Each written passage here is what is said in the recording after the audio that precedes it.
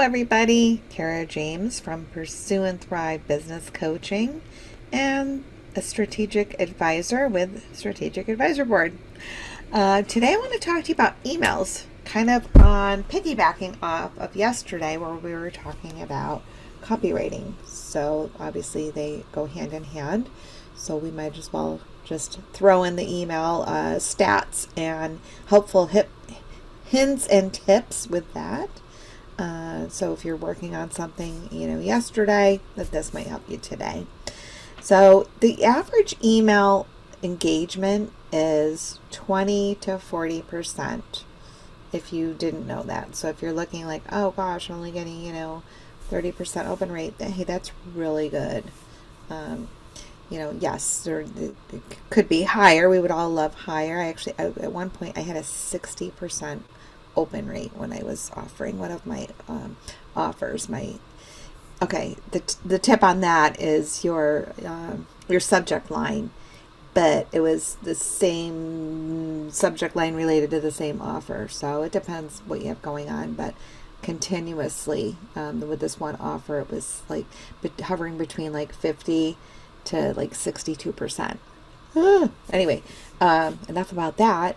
The average is 20 to 40. Okay. The average conversion rate is 1 to 3%. So, I know that seems super low.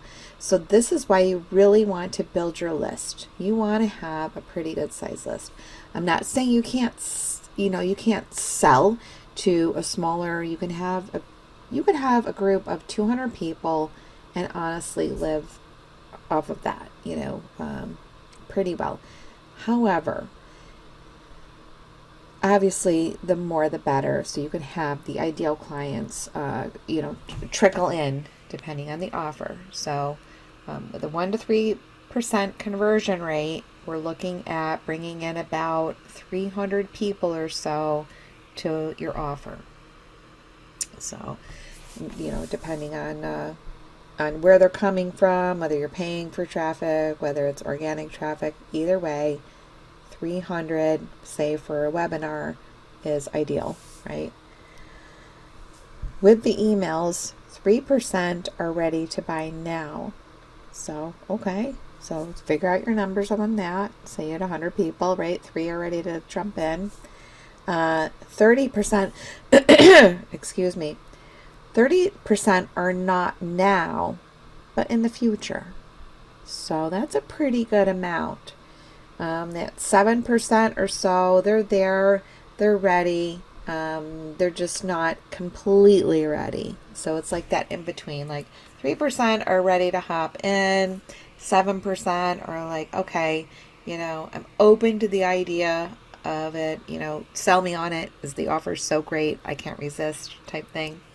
30% are, yeah, I'm really interested. I need to follow you more. I like what you're doing. I'm going to come back, that type of thing.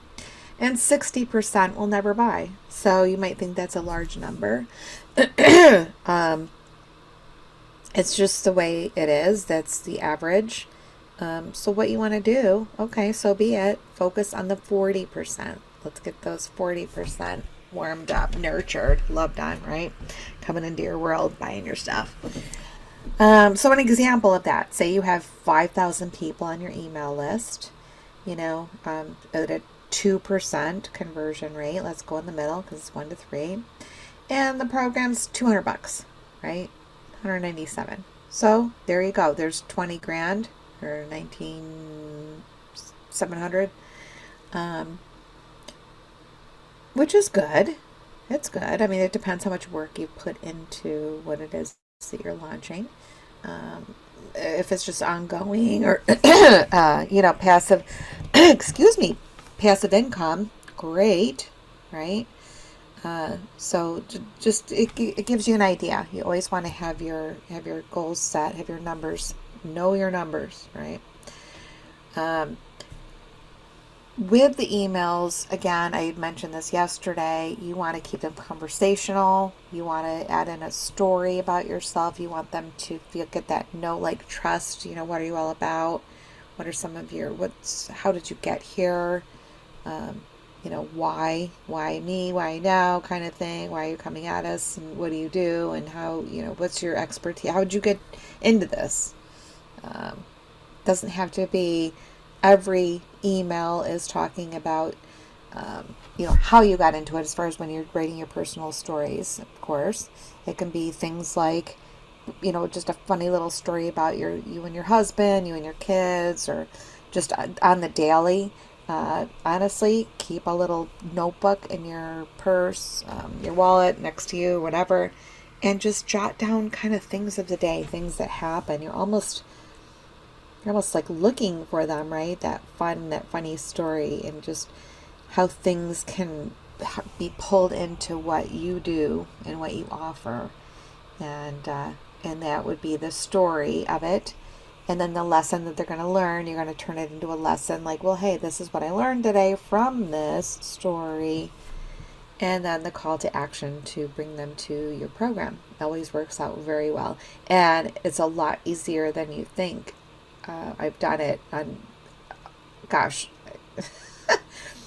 I won't get into it, but just many personal stories where I could just tie it right into my offer. So if you think about it, like, well, then I learned that, the offer at the time was a program to help them create their core program.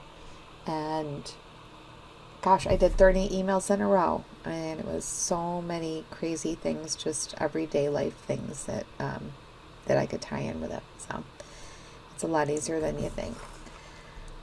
And of course, every email should have a call to action. I think we all know that. And one is enough.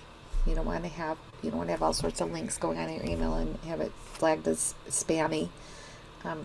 2 is okay if you had, for example, in your signature line, join my Facebook group kind of thing, and small, font. You just don't want to have, and it's super confusing to the person reading it too. Like, what I'm interested. Remember, people jump off quick. If it's one click and they're not into what it is you're offering, if that's what they wanted to know about, it, unfortunately, and I've done it too. You're like, I'm out. You're just jumping around. There's 15 other emails that I want to get through and delete or whatever. So make it pop. And make that be that's the center of attention in that email. Okay. And I mentioned this yesterday about as far as using the PS as another way, as a shortcut to what you're offering, because a lot of people just skim. So it's like, write down in the PS, this is exactly what's being offered, and within a sentence or two, there's the link again. Click that and hop into the offer, the call, or whatever it is that you're offering. Okay? All right. So that's it for today, and I look forward to seeing you tomorrow. Have a great one.